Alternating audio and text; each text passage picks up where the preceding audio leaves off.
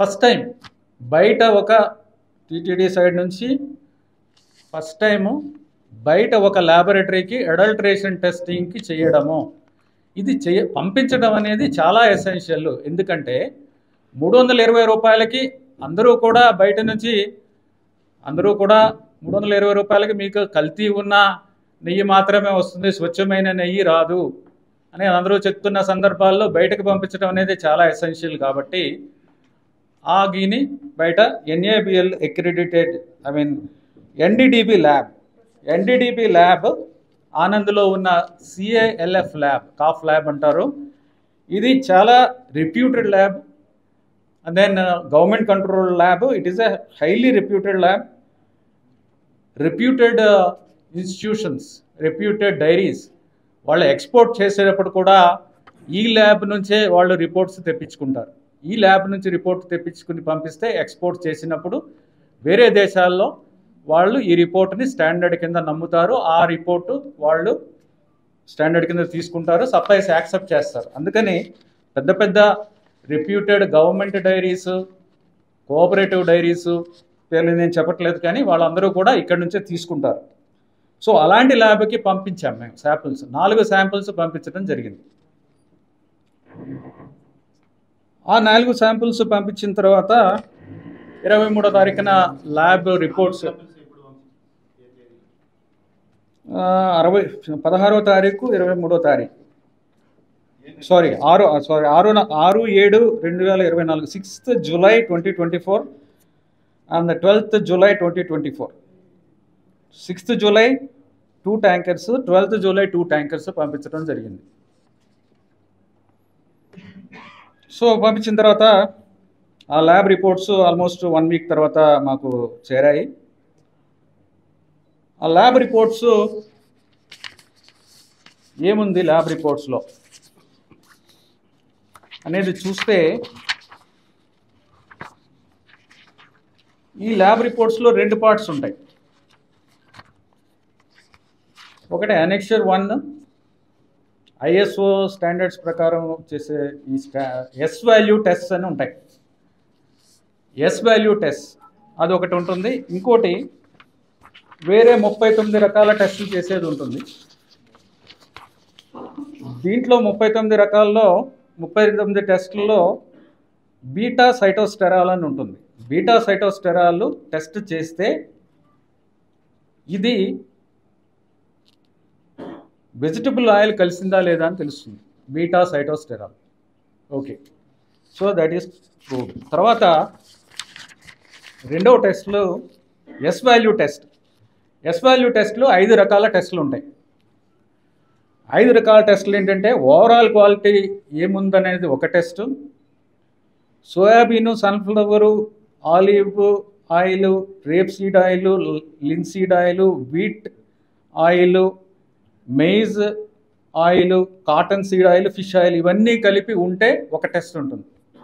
ఆ టెస్ట్ చేస్తే వచ్చే రిజల్టు ఒక రేంజ్ ఉండాలి. ఆ రేంజ్లో ఉంటే అది కరెక్ట్గా ఉన్నట్టు, ఆ రేంజ్ బయట ఉంటే అది అడల్టరేటెడ్, ఆ పర్టికులర్ అడల్టరేషన్ ఉన్నట్టు. అది క్లియర్గా ఈ ల్యాబ్ రిపోర్ట్స్లో చెప్తున్నారు. సో ఈ 5 టెస్టుల్లో టోటల్ ప్యూరిటీ టెస్ట్ అంటే మనం తీసుకున్న శాంపుల్ ఏ విధంగా ఉంది, ఓవరాల్గా మిల్క్ ఫ్యాటా కాదా ఇది అనేది చెప్తుంది. మిల్క్ ఫ్యాటా కాదా, మిల్క్ ఫ్యాటా కాదా అని చూస్తే అది ఓవరాల్గా 95.68 నుంచి 104.32 మధ్యలో ఉండాలి. ఇది టోటల్గా 95.68 to 104.32 మధ్యలో ఉండాలి ఓవరాల్గా టెస్ట్ చేస్తే. ఇది చాలా అబ్నార్మల్గా ఉంది. 20.32 అంటే ఇట్ ఈస్ హైలీ అడల్టరేటెడ్. చూడటానికి ఘీలా ఉంటుంది కానీ అది ఘీ కాదు, చూడటానికి మాత్రమే ఘీ. ఏం చేస్తారంటే అన్ని రకాల పదార్థాలు కలిపి ఒక పదార్థాన్ని తయారు చేసి దీనికి కొన్ని టెస్టులు పాస్ అవుతాయి, కానీ డీప్గా అనాలిసిస్ చేస్తే ఈ టెస్టులు చేస్తే దాంట్లోనే మాత్రమే బయటపడతాయి. అవి 20.32 విచ్ ఇస్ అబ్నార్మలీలో 95.68 to 104.32.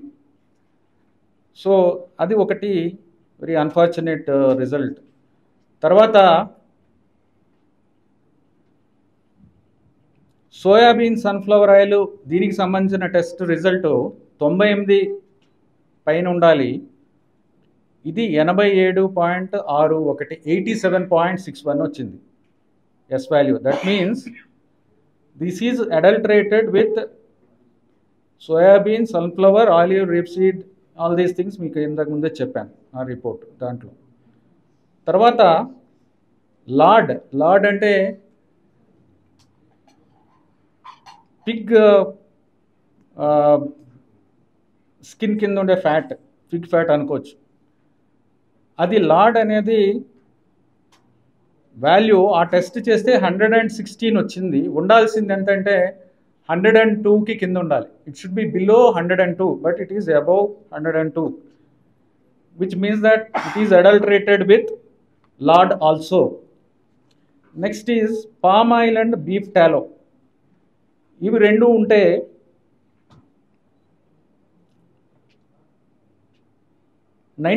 కి పైన ఉండాలి వాల్యూ.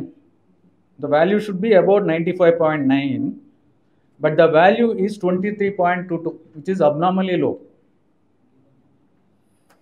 తర్వాత coconut and palm colonel fat ఉంటే దాని వాల్యూ 100కి కింద ఉండాలి, బట్ ఈ వాల్యూ 106 ఉంది. ఓవరాల్గా 20 ఉండడం అనేది చాలా అబ్నార్మలీ లో. అండ్ ఈచ్ వాల్యూ చాలా తక్కువ ఉండడం, బియాండ్ రేంజ్ ఉండడం అనేది ఇది ఒక కంటామినేషన్ కాదు, అన్ని రకాల పదార్థాలు, యానిమల్ ఫ్యాట్స్ ఉన్నాయనేది ఈ రిపోర్ట్తో అర్థమవుతుంది. తర్వాత ఇది ఒక రిపోర్ట్ కాదు, 4 రిపోర్ట్లో కూడా ఆల్మోస్ట్ సిమిలర్ ఇవి వచ్చాయి. All the reports give similar results on the 4 samples. So we have immediately stopped the supplies. ఇమ్మీడియట్గా వెంటనే సప్లైస్ అన్నీ ఆఫ్ చేయడం, తర్వాత వాళ్ళని బ్లాక్ లిస్టింగ్ ప్రొసీజర్ ఇనిషియేట్ చేయడం జరిగింది. తర్వాత పెనాల్టీస్కి ప్రొసీజర్ ఇనిషియేట్ చేయడం జరుగుతుంది. అది లీగల్ ప్రాసెస్ అనేది ఇప్పుడు జరుగుతుంది.